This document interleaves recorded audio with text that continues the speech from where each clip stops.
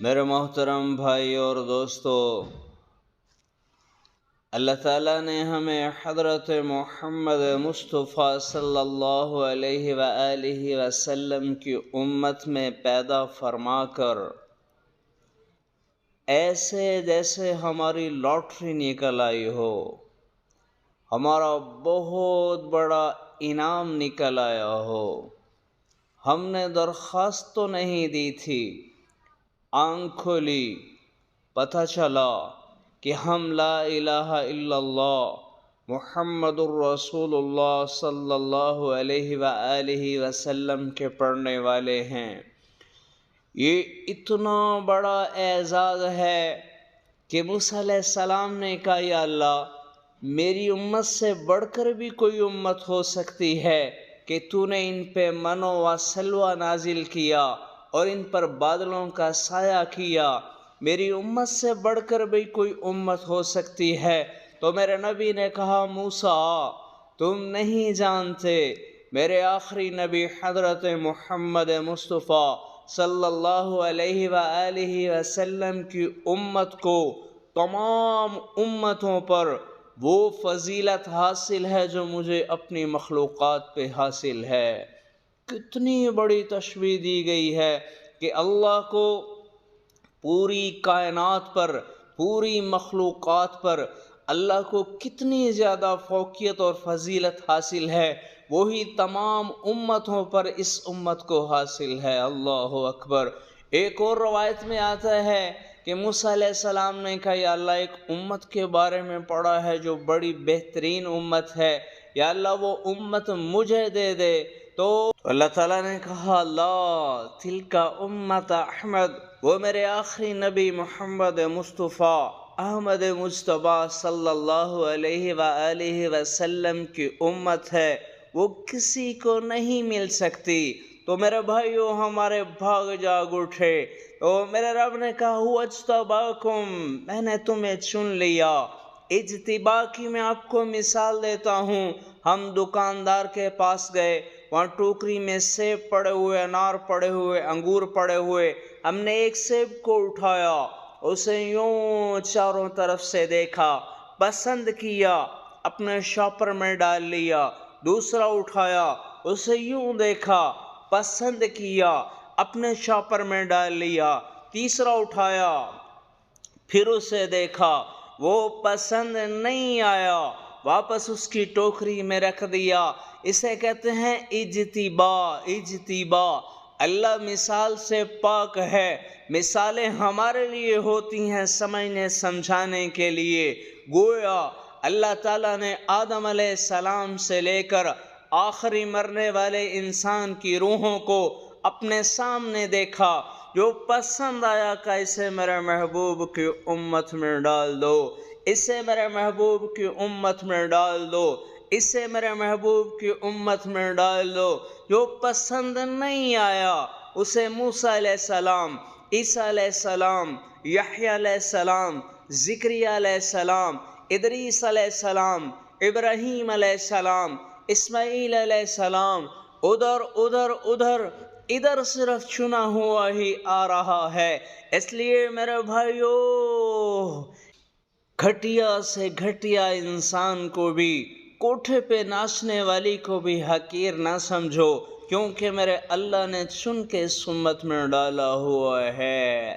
Stage پہ ناچنے والے جوان کو بھی حقیر نہ سمجھو، کیونکہ اللہ تعالیٰ نے ہوا اجتباکم، چن کے اللہ نے اس امت میں ڈالا ہوا ہے۔ اور میرا انتخاب 100% غلط ہو سکتا ہے اور ہوتا رہتا ہے۔ الیکشنوں میں ہم دیکھتے رہتے ہیں، ہمارا انتخاب 100% غلط ہو سکتا ہے، لیکن اللہ کا انتخاب غلط نہیں ہو سکتا۔ ما کان ربک نسیا، تیرا رب بھول بھٹک سے پاک ہے۔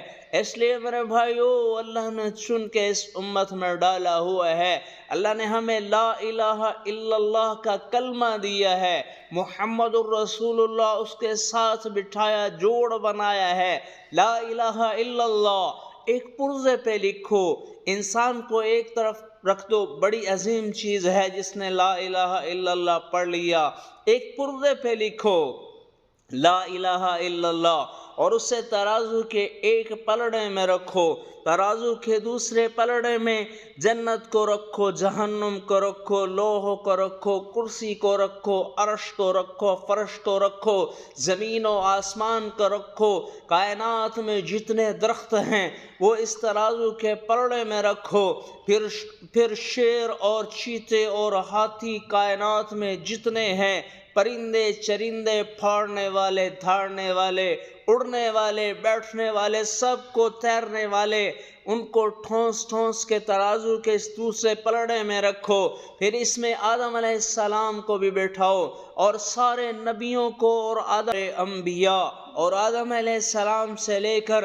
آخری مرنے والے انسان کو بھی ترازو کے اسی پلڑے میں رکھو، پھر اس میں پہلے آسمان کے فرشتے بھی رکھو، دوسرے آسمان، تیسرا، چوتھا، پانچواں، چھٹا، ساتوں آسمان کے فرشتے اس ترازو کے پلڑے میں رکھو، جتنے بھی گلیکسیز ہیں، سیارے طیارے جو بھی ہیں، اس میں لوہا، تانبا، پیتل، چاندی، سونا ٹھونس ٹھونس کے ترازو کے اس پلڑے میں رکھو۔ تو کہا تولو تو صحیح، تو میرے نبی نے فرمایا کہ یہ لا الہ الا اللہ کا پلڑا وزنی ہو جائے گا اور ساری کائنات کو یہ ہوا میں بلند کر دے گا۔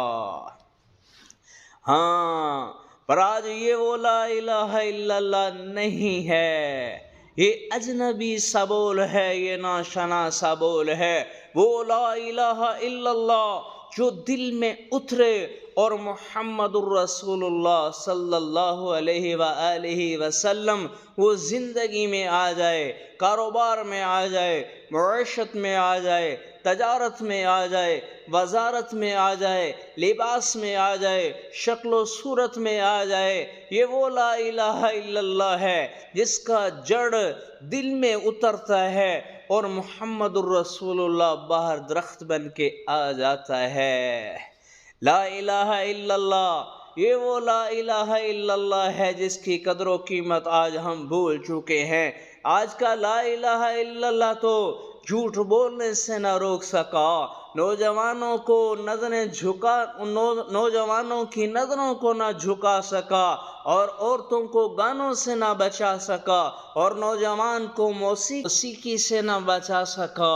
ہاں، یہ لا الہ الا اللہ کی طلب کرو، یہ لا الہ الا اللہ کی طلب کرو۔ تو عرب ہے یا عجم ہے، تیرا لا الہ الا ہے لغت غریب جب تک تیرا دل نہ دے گواہی، ہے لغت غریب جب تک تیرا دل نہ دے گواہی۔ یہ لا الہ الا اللہ، یہ لا الہ الا اللہ جو دل کے چمن میں اتر جائے، جو دل کے چمن میں اتر جائے اور محمد الرسول اللہ ایک باغ کی طرح مہک جائے۔ اس کے لیے کوشش کرو، اللہ والوں کی محفل میں بیٹھو، مسجد کے ماحول میں آؤ، پھر تمہیں لا الہ الا اللہ ملے گا، ورنہ یہ بنجر زمین ہے، یہ ویران قبرستان ہے، یہ جسم، یہ دل، یہ ویرانی ہی ویرانی ہے جب تک اسے لا الہ الا اللہ نہیں ملا۔ اس کائنات کا سب سے بڑا علم فَاعْلَمْ أَنَّهُ لَا إِلَٰهَ إِلَّا اللَّهُ، اللہ کی پہچان ہے۔ اللہ کی قسم، جس کے پاس اللہ نہیں، اللہ کا رسول نہیں، وہ بالکل بنجر زمین کی طرح ہے، وہ صحرا کی طرح ہے، وہاں زندگی کا تصور نہیں کیا جا سکتا۔